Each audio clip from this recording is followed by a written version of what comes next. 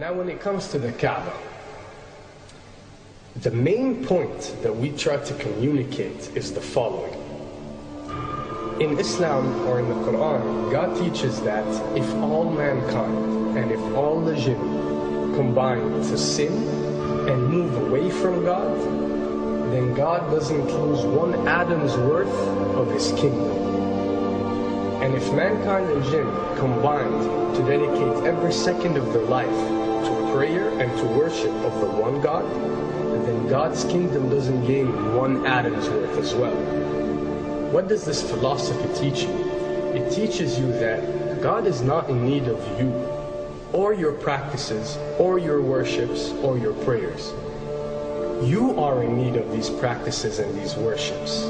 You are in need of God and not the other way around. If you can understand that philosophy, then you can appreciate prayers and what they are meant to do, which is basically enlighten you.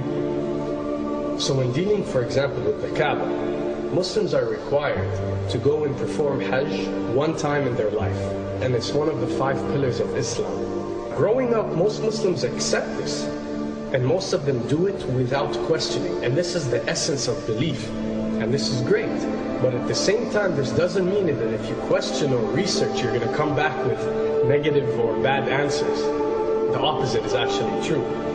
So when we started researching into the esoteric agendas and we started researching the elite, we found out how much certain type of practices and rituals can affect your lives.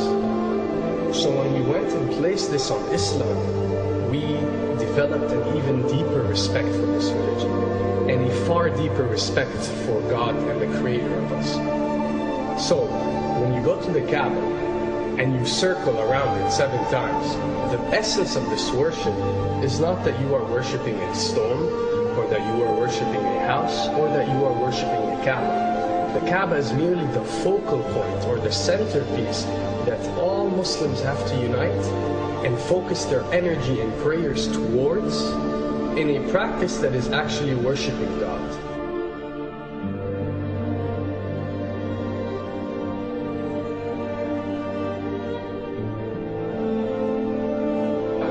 Now, going in circles counterclockwise does not break you away from time and space. But the fact that the energy of the Kaaba is the strongest energy on earth and it flows counterclockwise, by you flowing in correlation with this energy, you are uplifting yourself.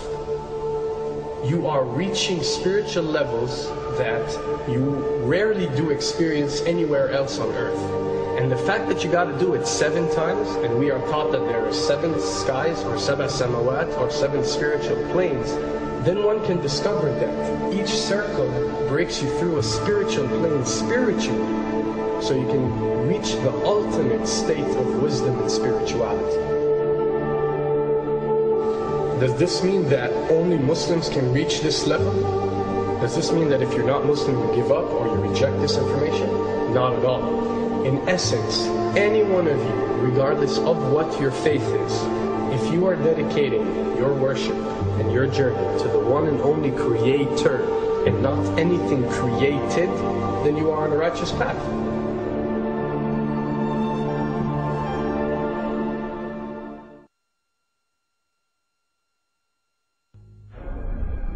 To begin with, the significance of 911.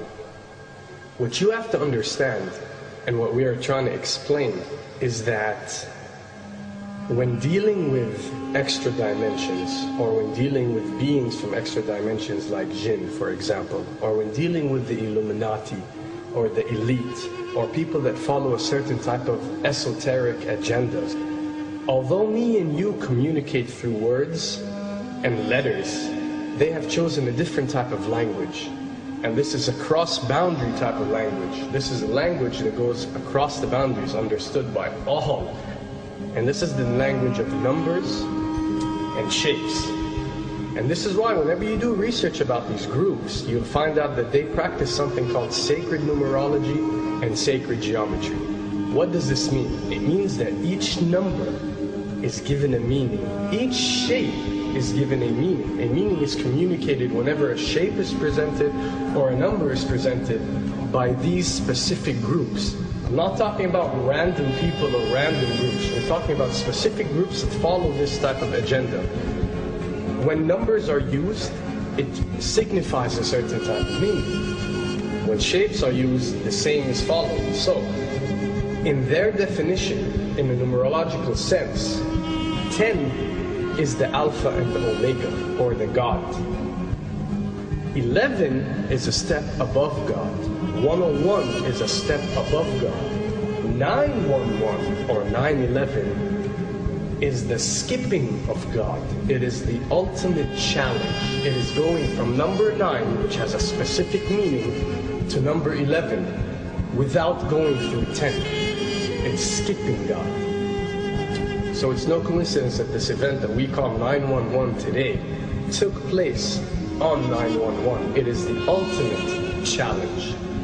So now that we understood what 911 means, what other practice do we do that deals with 911? Calling a number whenever you are in an emergency. Now, creating an institution that helps people whenever they are in need of help and whenever they are experiencing an emergency is fine. There's nothing against it. There's no religion, there's no logical person on earth that will tell you this is wrong. But when you understand how sinister that these elite are and the way they work on a level that's way beyond what you think. So the fact that when you're experiencing an emergency or when you are in need of help, you have to pick up a phone and dial 911, which is the ultimate numerological definition of skipping God, then you'll understand how these people work.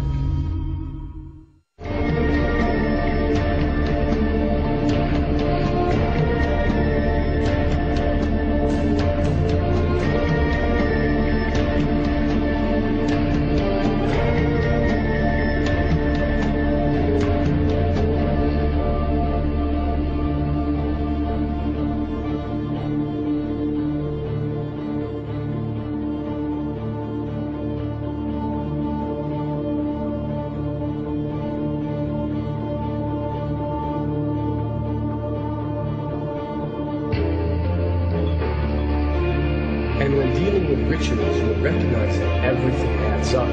For something to be a ritual, everything has to be in place, everything has to be perfect. And my advice is, if you want to recognize that something is satanic, it has to add up in all sense. The numbers have to add up, the shapes have to add up, the event has to add up, it has to have one general meaning. The pieces of the puzzle fit perfectly. That's when you recognize that something is ritualistic or satanic.